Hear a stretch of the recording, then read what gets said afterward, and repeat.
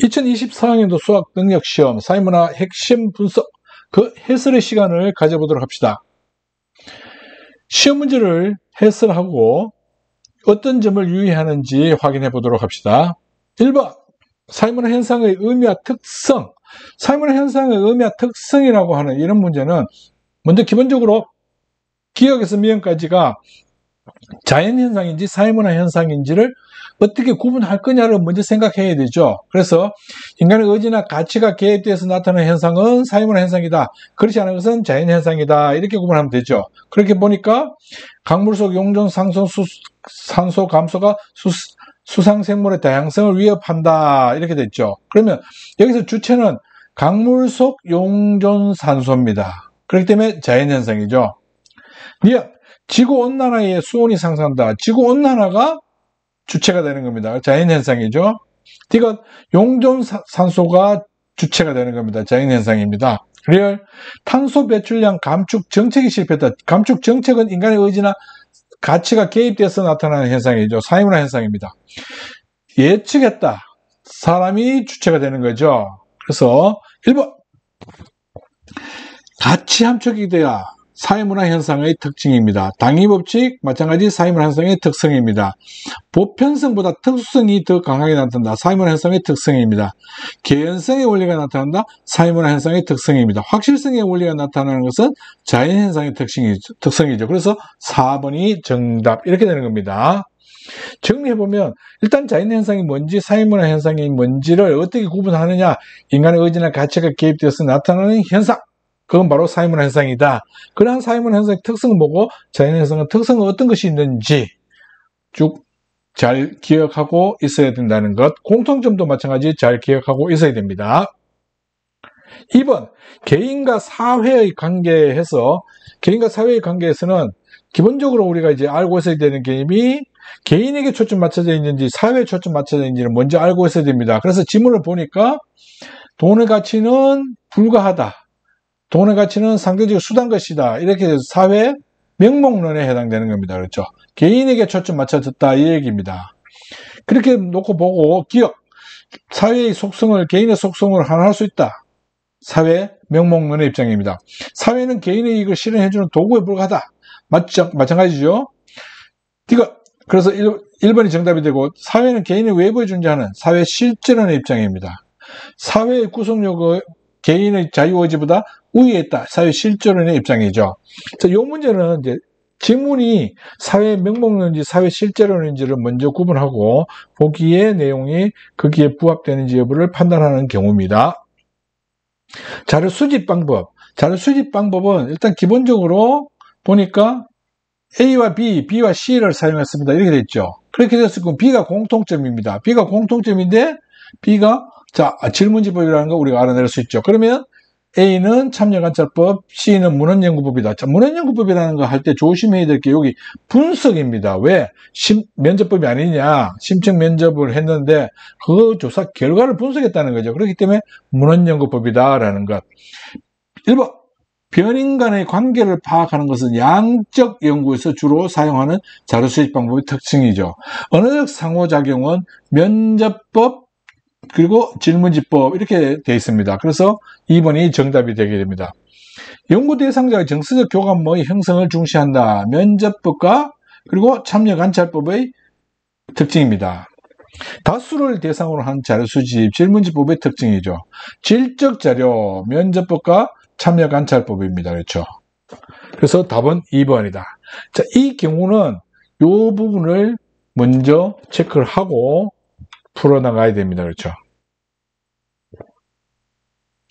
사회문화 현상을 보는 다양한 관점 이렇게 해서 이제 보게 되면 다양한 관점이 우리가 이제 얼핏 보면 굉장히 쉽게 보입니다. 그런데 3점이 배정되어 있죠. 그렇게 됐다는 얘기는 값을 빼서 했을 때 뭔가 이상할 것을 해야 됩니다. 값은 옳게, 을은 틀리게 이렇게 되어 있죠. 그래서 을의 설명에는 정작 B의 내용이 없다. 그러면 을의 내용 중에 보니까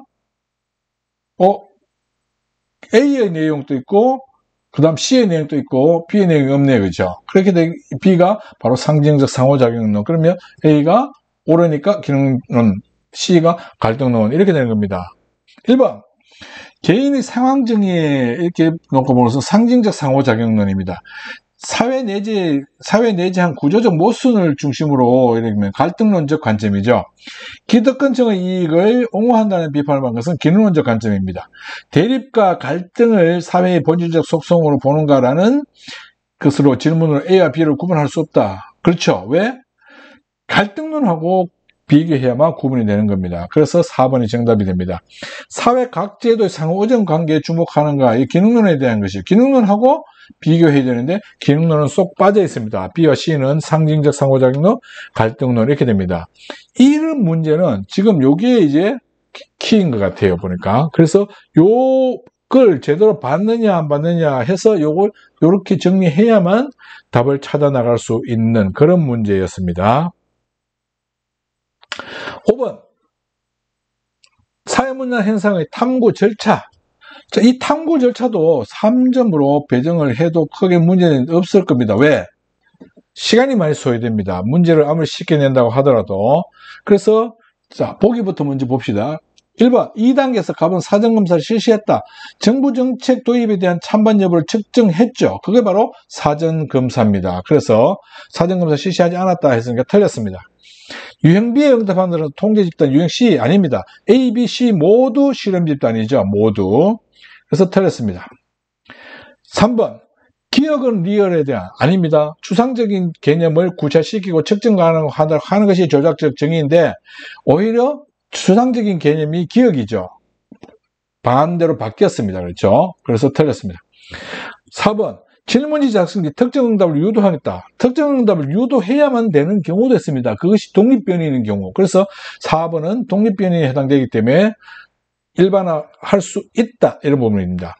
5번 2단계에서 도출한 분석 결과는 2단계에서 보니까 찬반 여부를 측정한 결과 해가지고 무작위로 세 집단 나눴는데 대안된 정책에 반대하는 비율이 유의미하게 차이 났지만 이러시겠죠. 첫째 집단하고 둘째, 셋째를 비교해 봤을 때는 차이가 났다는 얘기입니다. 그렇기 때문에 정부 정책 도입에 대한 찬반 여부 이 부분에 대해서는 우리가 가설을 수용할 수 있다라는 얘기입니다.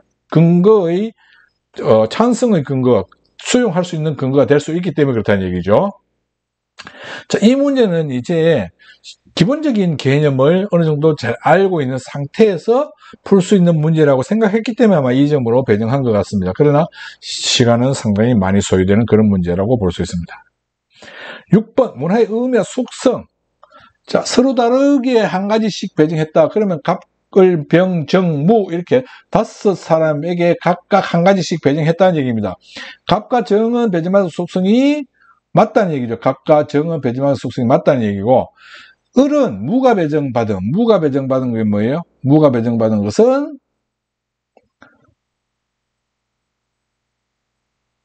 축적성에 대한 겁니다. 그렇죠. 그 다음에 병은 학습성에 대한 것이고 무는 병이 배정받은 것은 학습성에 대한 설명을 해놨네요. 그렇죠. 그래서 잘못되었다는 얘기입니다. 그러면 이게 구체적으로 우리가 병이 학습성이다라고 하는 것, 을이 변동성이라는 것, 이런 것을 이미 이 상황에서 찾아낼 수 있죠. 그렇게 됐을 경우, A가 뭐냐?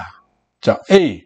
해니까, 새로 떠올렸다, 자전거를 떠올렸다, 공유성이죠. B. B가 지금 하나도 없었습니다. 그렇죠. 그랬을 경우 B가 뭐냐? 이거죠. 지금, 자, 축적성, 전체성, 변동성, 이렇게 해가지고, 그 다음에, 여기에 공유성까지 나오는데 학습성이죠. 그러면 B가 학습성이라고 하는 걸 우리가 쉽게 알 수 있다는 얘기입니다. 그렇죠? 여기 축적성 이렇게 해야 됩니다. 그죠? 전체성, 변동성 이렇게. 그러면 1번 시간이 지남에 따라서 변동성입니다. 공유성하고는 다른 설명입니다. B는 구성원들이 후천적으로 습득하는 것을 얘기한다. 그래서 2번이 정답이 됩니다. 왜냐하면 학습성이 B에 해당되기 때문에 그렇죠. 지금 5가지가 언급이 되어야 되는데 축적성, 전체성, 변동성, 그 다음에 공유성이 나왔는데 갑한테서 나왔는데 학습성만 언급이 안 됐죠. 그래서 B가 그래서 이게 지금 문제가 좀 어렵습니다. 또 이 부분을 잘 고려하느냐 그리고 이 학습성을 또 끄집어낼 수 있느냐 그래서 아마 정답률이 좀 낮을 수 있다라고 하는 겁니다. 어릴 적 자전거 타는 방법을 부모에게 배워서 자, 부모에게 배워서 이렇게 하는 것은 지금 병에 해당되는 것은 학습성에 대한 설명인데 지금 가의 축적성에 대한 설명을 해놨죠. 그렇죠? 그래서 학습성에 대한 설명을 해놨습니다. 그래서 이건 들어갈 수 있는데 들어갈 수 없다 했으니까 틀렸습니다. 나에는 기존의 자전거, 변속기 이러면 축적성입니다. 그렇죠? 축적성은 어디에 들어가야 되나요? 가에 들어가야 됩니다. 그렇죠? 자전거 이용자가 늘어나자 기업이 자전거 이용하는 공유 경제상품을 개발하고 이러면 나에 들어가야 되죠. 전체성에 해당되는 거니까. 그래서 나에 들어가야 된다. 자, 이 문제는 지금 푸는 것이 일단 한 가지씩 배정해놨고 선생님이 이렇게 평가를 했다는 거. 그래서 학습성을 또 어떻게 찾아낼 것인가 이 부분까지 고민하면서 풀어야만 되는 그런 문제입니다. 조금 까다로웠던 문제라고 볼 수 있습니다. 사회 집단과 사회 조직해서 지금 보고 있는 지문의 자료에 대해서 일단 기본적으로 우리가 생각해내야 될 것들이 있는데 그 생각해내야 될 것들을 다 생각해가 이렇게 정리를 해놓으면 시간이 너무 많이 걸리죠. 그래서 지문부터 선지부터 먼저 봅니다.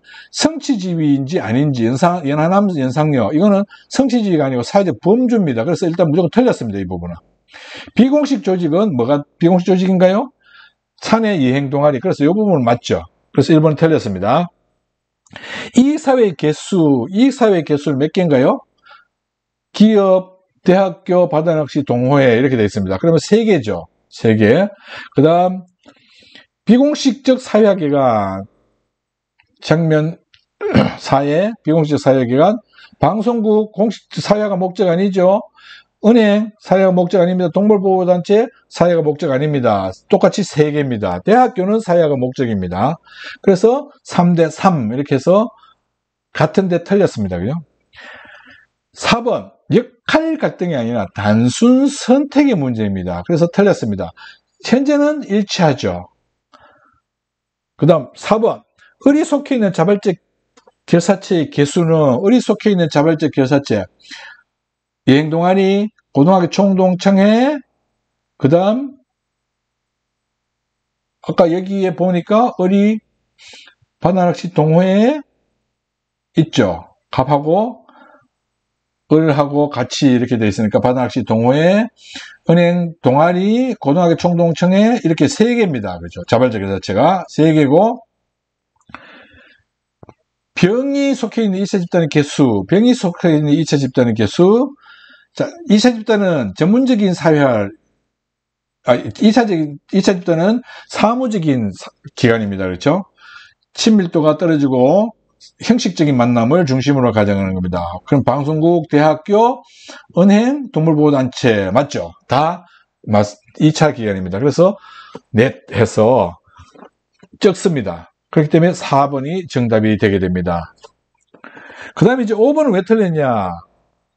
갑에 대한 것은 사회에 대해서 언급이 없습니다. 그냥 일반 사회화입니다. 그냥 대학교 때 새로운 것을 공부하니까 사회화죠. 새로운 어떤 제사회화 어떻게 보면은 새로운 내용을 공부해야 될 경우 이런 부분에 대해서는 제사회화라고 할 수 있겠지만 지금 기존에 살아왔던 것을 다르게 살아가고 있습니다. 그렇죠? 다르게 살아왔다는 얘기죠. 그때 현재직에 만족하고 있습니다. 이렇게 됐으니까 기업 프로그램에서 근무했는데 제사회화를 어떻게 했는지 그 내용에 언급이 없습니다. 을은 보니까 해외여행을 창업한 고민 중 병에 지원했다는 은행을 그만두고 대학원에 그러면 이건 예계 사회화가 될 수 있겠죠. 관광 경영 공부를 하고 있다 이렇게 돼서 예계 사회화가 될 수 있습니다. 을은 병은 보니까 프로듀서를 일하면서 영화감독 되기 위해 시나리오를 구상하고 있다는 것은 해당 사항이 없습니다. 병은. 그래서 틀렸습니다. 언급 자체가 없다. 조심해야 될 부분이 바로 이 부분인 것 같아요. 또 그죠? 시나리오를 구상하고 있습니다. 이게 구상 중입니다가 헷갈릴 수 있는 부분입니다. 사회적 소수자. 이 부분은 굳이 3점이냐? 조금 의아합니다. 앞에 3점을 줘야 될 때 안 주고 여기 3점을 줘놨네요. 나이가 많다는 이유로 민족적, 인종적 특성으로 이렇게 보면 이게 기속적 특성이죠. 그래서 5번이 정답이 이렇게 됩니다. 9번 9번 문제는 특별하게 지금 해설에 대한 부분을 달 필요가 없기 때문에 빈 공란으로 뒀습니다. 상충하는, 비판하는 이랬죠. 그래서 이 반문화가 형성한다 이렇게 됩니다. 그렇죠. 9번의 답은 3번 이렇게 됩니다. 이 정답 독해 문제에서 별로 어려운 게 없습니다. 10번은 일단 기본적으로 어떻게 공부해야 되냐면 C에서 A로 하강 이동, C에서 B로의 이동, 상승 이동. 그럼 C가 중층이라는 거죠. 그리고 A가 하층이라는 것. 그럼 자연히 B가 상층이라는 거. 요거 찾아내는 것이 먼저 선행되어야 됩니다. 그리고 나서 이 그림을 가지고 이 표를 이렇게 만들어내도록 갑구걸고 해야 되겠죠. 완전 평등한 사회, 이건 있을 수 없습니다. 비율이 똑같아도 완전 평등한 사회는 아니죠. 상층 33, 중층 33, 하층 33. 그 상중하가 계층이 따로 나눠져 있다는 얘기입니다.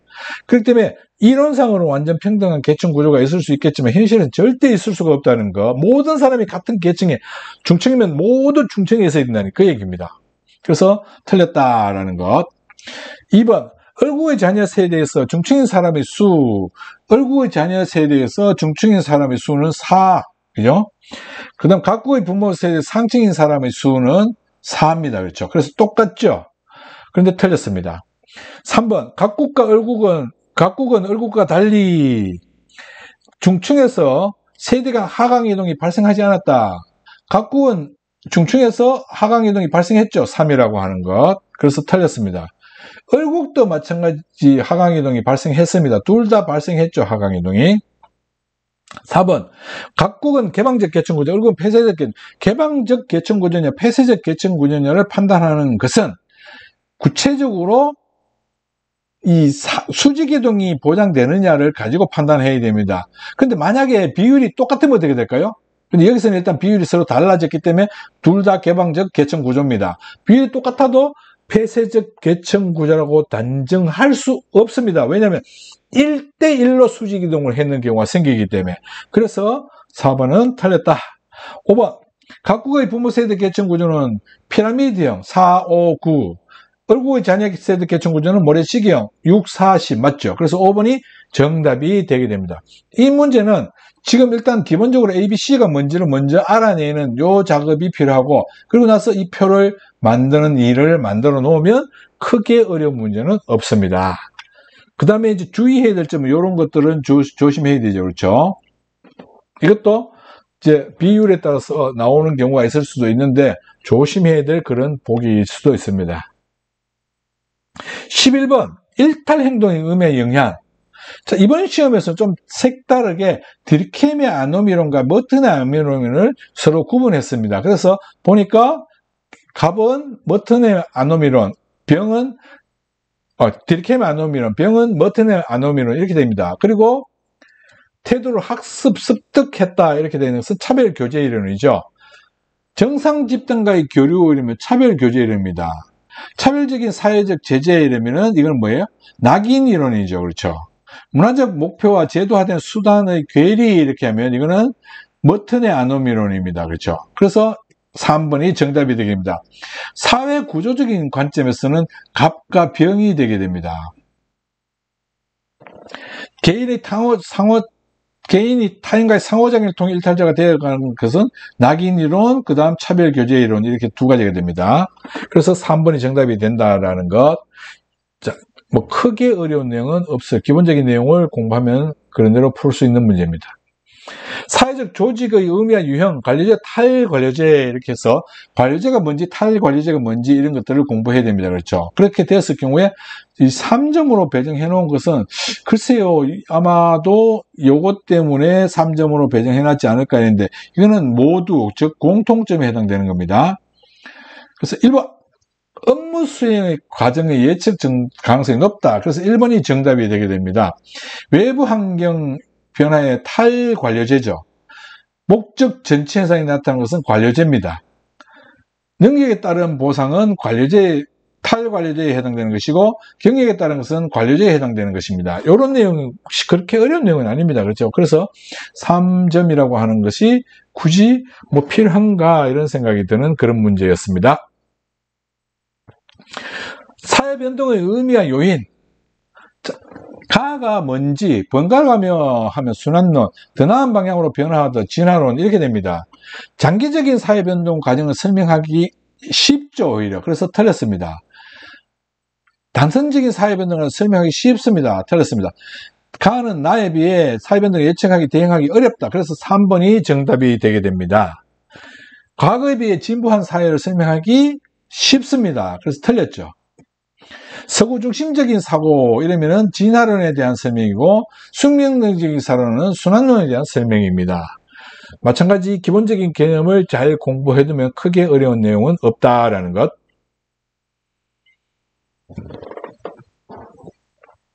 14번.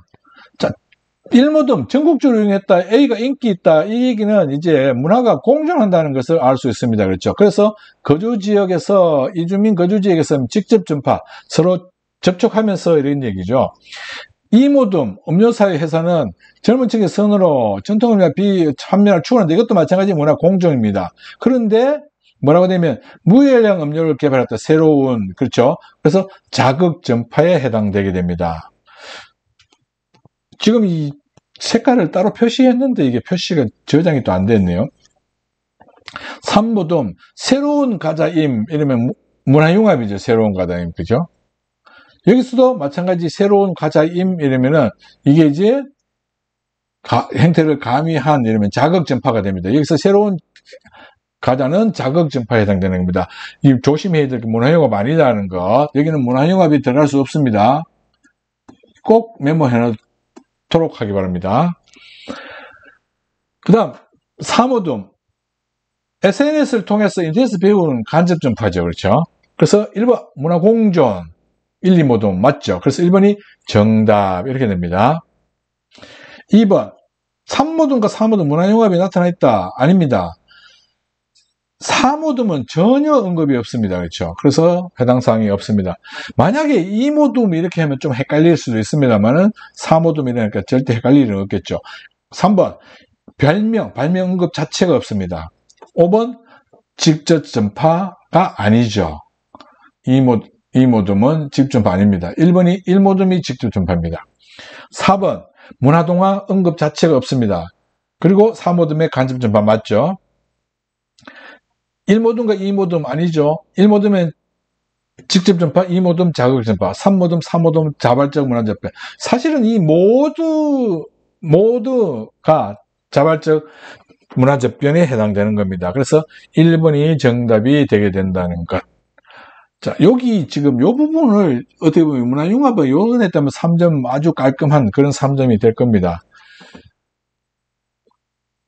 15번 사회복지와 복지제도, 이 부분은 상당히 좀 정답률이 낮지 않을까라고 생각되는 그런 문제입니다. 자, 여기까지는 그런대로 뭐 크게 어려운 점이 없습니다.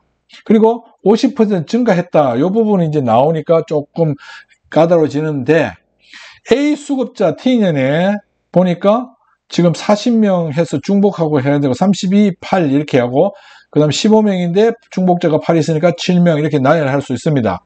그런데 문제는 표 2가 A에만 해당되는 수급자하고 비율 차이가 나타나는 거죠. 그러니까 여기 해당되는 그것이 50% 증가했는데도 불구하고 2%만 증가했다 이 얘기죠. 그래서 150명을 기준으로 해서 보니까 얼마인가요? 42%에 해당되는 것 이 얘기죠. A에만 해당되는 거 아니죠. 32%의 32%니까 이게 이제 굉장히 중요한 34%에 해당되는 것을 찾아내야 된다는 얘기입니다. 계산해야 된다는 얘기죠. 그 다음 공공부조의 경우는 마이너스 3%가 비율 차이가 발생했죠. 그러면 뭐냐면 3% 포인트라고 해야 되는데 그럼 12%라고 하는 겁니다. 그렇죠? 12%. 그러니까 얼마가 되나요? 이게 비수급자 15에서 50% 증가해가지고 전체 인구가 증가해서 거기에서 다시 12% 되니까 이런 값을 이제 계산해내야 된다는 얘기입니다. 그리고 중복은 이제 8%가 차이가 나는 거죠. 이것도 조심해야 될 거예요. 이 8%가 차이 나는 겁니다. 지금 비율 간에. 그러면 8%로 8 이렇게 적으면 안 된다는 얘기예요. 그래서 여기 24가 나오는 이 값 이게 지금 이 값이 나오는 것이 이게 굉장히 중요한, 굉장히 어려운 내용입니다. 그래서 시간이 아마 굉장히 많이 소요되고 틀리는 사람, 즉 정답률이 많이 낮을 것이다 라는 겁니다. 1번 부정적 낙인이 발생할 수 있는 제도, 이건 뭐예요? 공공부조에 해당되는 겁니다. 수급자 비율이 A와 B의 중복자 수급 비율보다 크다? 제도에만 해당되는 게 7이죠. 그리고 중복 8이죠. 아닙니다. 오히려 작습니다. 그렇죠? 2번 T년에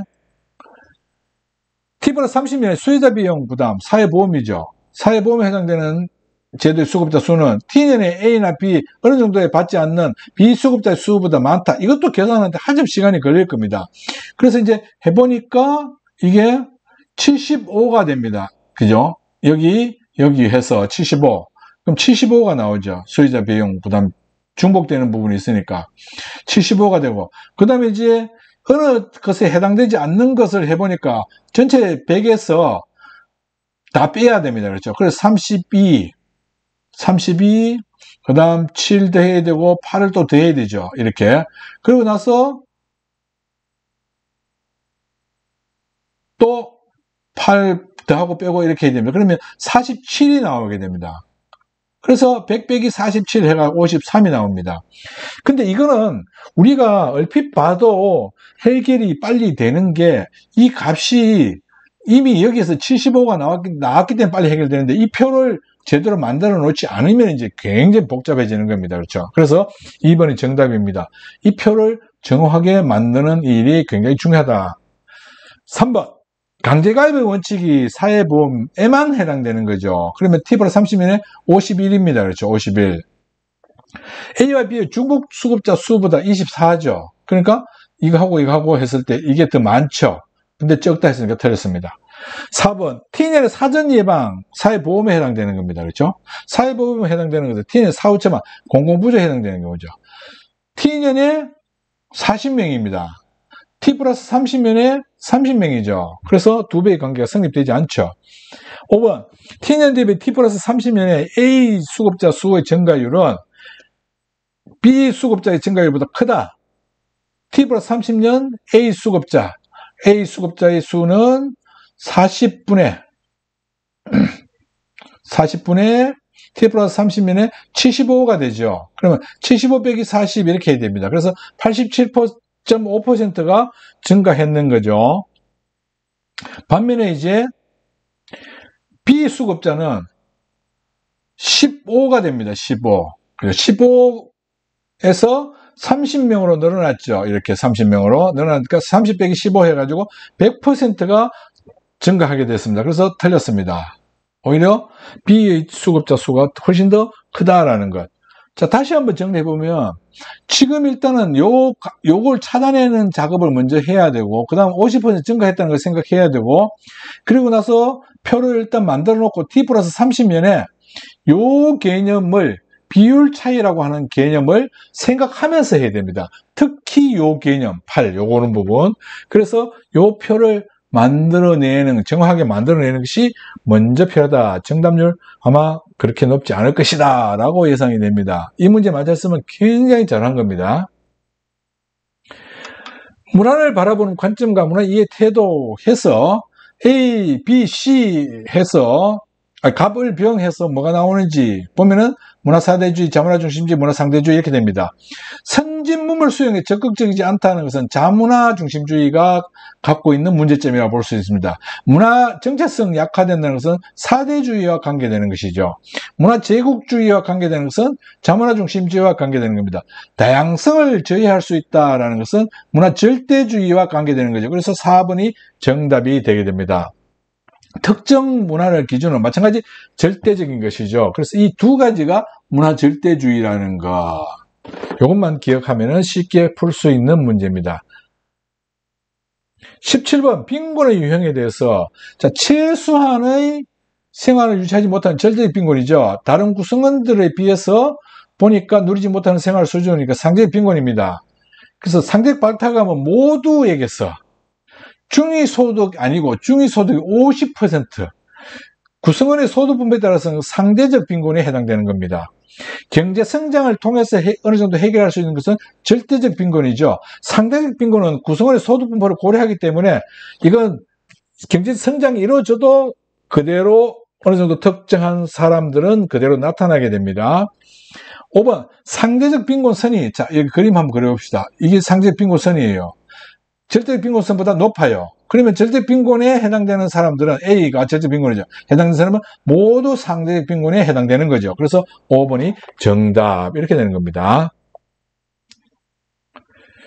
18번 사회운동과 사회변동, 이 부분도 마찬가지. 왜 3점일까라는 생각이 듭니다. 그래서 독해 문제인데 정답은 그렇게 어렵게 찾을 수 있는 게 아닙니다. 쉽게 바로 보이는 그런 내용입니다.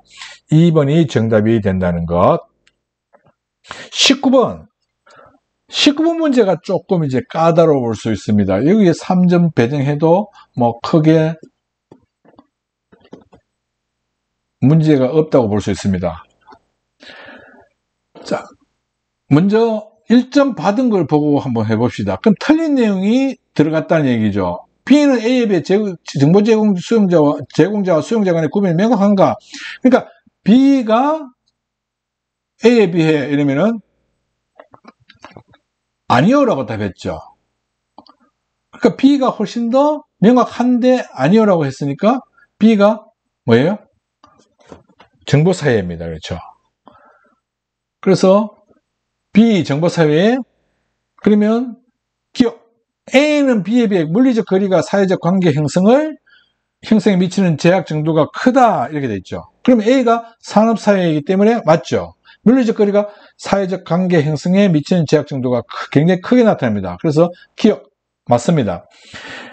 가에 사회의 다원화 정도가 들어가면 기억은 1점이다.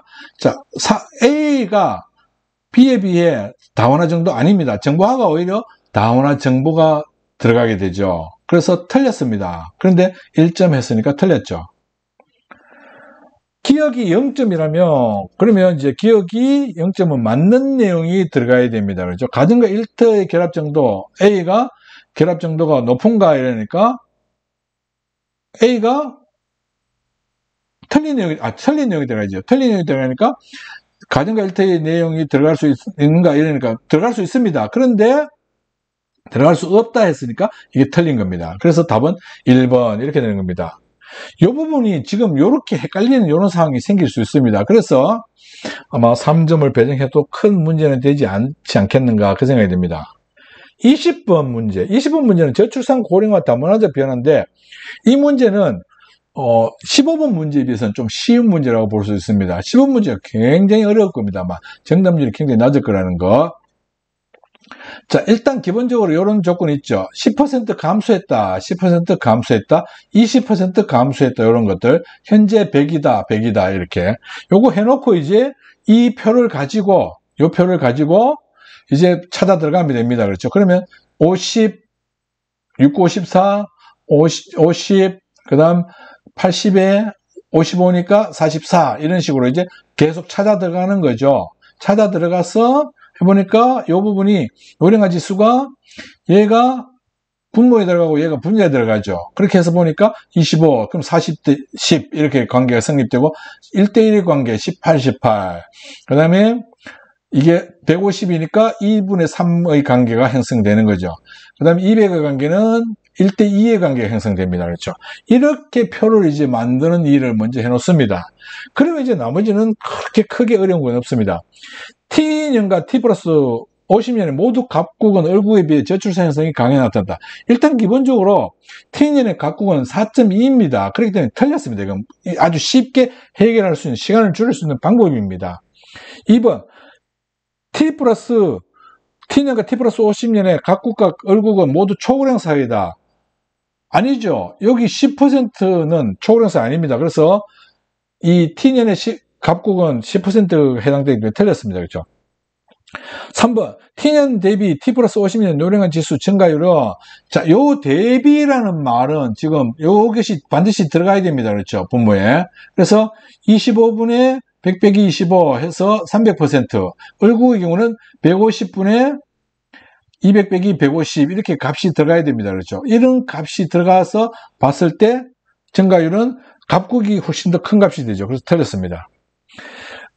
4번 T년의 얼구구 유소년 인구는 T년의 얼구구 유소년 인구 40입니다. 얼국이죠. 20입니다. 20. 그죠? 20. 그 다음에 이제 T 플러스 50년의 각국의 유소년 인구. T 플러스 50년의 각국의 유소년 18입니다. 그러면 얼국의 유소년 인구가 훨씬 더 많죠. 그래서 4번이 정답이 되게 됩니다. 5번. T년의 노년 인구는 얼국의 3배. 3배 맞는데요. T 플러스 50년의 노년 인구는 얼국이, 각국이 1.5배. 18과 24는 1.5의 관계가 아니고 1.333 이렇게 나옵니다. 그렇죠? 그래서 틀렸습니다. 자, 다시 한번 정리해보면 이 표를 가지고 이 표를 만들어내는 일, 이게 굉장히 중요하다라는 거.